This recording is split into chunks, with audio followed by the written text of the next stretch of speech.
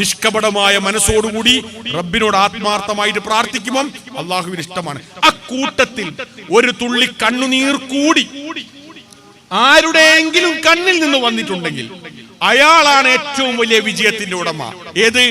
എന്റെ ജീവിതത്തിൽ ഞാൻ ചെയ്തിരിക്കുന്ന തെറ്റുകളുടെ വ്യാപ്തിയെ പറ്റി ആലോചിച്ച് ഒരു തുള്ളി കണ്ണുനീർ നമ്മുടെ കണ്ണിൽ നിന്ന് വന്നാൽ നമ്മളെക്കാൾ വലിയ ഭാഗ്യവാൻ ലോകത്ത് വേറെ. നബി സല്ലല്ലാഹു അലൈഹി വസല്ലം പറഞ്ഞു, 2 തുള്ളികളുണ്ട്.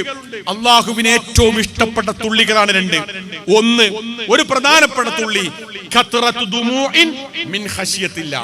നാളെ 3 കഷ്ണം തുണിയിൽ റബ്ബെന്നെ തിരിച്ചു വിളിക്കുമ്പോൾ, ആ ഖബറിൽ കൊണ്ടാക്കുമ്പോ ഞാൻ അവിടെ എന്തു മറുപടി പറയുമെന്ന് ആലോചിച്ച് ഒരല്പം പ്രയാസപ്പെടുന്ന ഒരു മനുഷ്യൻ തന്റെ ജീവിതത്തിൽ ചെയ്ത തെറ്റിന്റെ വലുപ്പം ആലോചിച്ച് ഒരു തുള്ളി കണ്ണുനീർ ആരെങ്കിലും ഉറ്റിച്ചാൽ അയാൾക്ക് ലഭിക്കുന്ന സൗഭാഗ്യത്തെ പറ്റി നബി സല്ലല്ലാഹു അലൈഹി വസല്ലം പറഞ്ഞു, അയാള് ദുനിയാവിലെ ഏറ്റവും സൗഭാഗ്യം ലഭിച്ചിരിക്കുന്ന ഒരു മനുഷ്യനാണ്. ആ തുള്ളിയെ പറ്റിയാ പറഞ്ഞത്. മറ്റൊരു തുള്ളി എന്താന്ന് ചോദിച്ചാൽ, അള്ളാഹുവിന്റെ ദീനിന്റെ മാർഗത്തിൽ ഓടി നടന്ന് പ്രവർത്തിക്കുമ്പോ നമ്മുടെ കാല് തട്ടിയിട്ട് ഒരു തുള്ളി രക്തം നമ്മുടെ കാലിൽ നിന്ന് ഉറ്റി വീണാൽ ആ തുള്ളി ഒരുപാട് ഒരു പാത്രത്തിലേക്കാക്കാൻ മാത്രമുള്ള തുള്ളി ഒന്നുമില്ലെങ്കിലും അള്ളാഹുവിന്റെ ദീനിന്റെ മാർഗത്തിൽ പ്രവർത്തിച്ചതിന്റെ പേരിൽ പറ്റിയിരിക്കുന്ന ഒരു പരുക്കിൽ നിന്ന് ഒരു തുള്ളി ഉറ്റിയാൽ ആ തുള്ളിയും അള്ളാഹുവിന് ഇഷ്ടമാണ്.